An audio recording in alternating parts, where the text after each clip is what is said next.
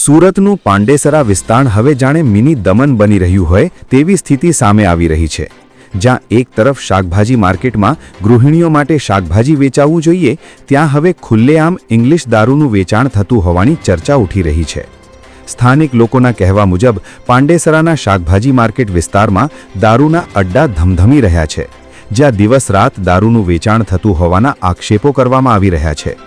સૌથી મોટો સવાલ એ છે કે આ અડ્ડો આખરે કોના ઇશારે ચાલી રહ્યો છે?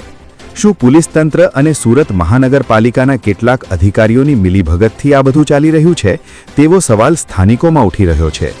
સ્થાનિકોનું કહેવું છે કે ગૃહિણીઓ અને પરિવારજનો માટે બનાવવામાં આવેલ શાકભાજી માર્કેટમાં હવે દારૂડિયાઓનું સામ્રાજ્ય બની ગયું છે, જેના કારણે સામાન્ય લોકો માટે ત્યાં જવું પણ મુશ્કેલ બન્યું છે.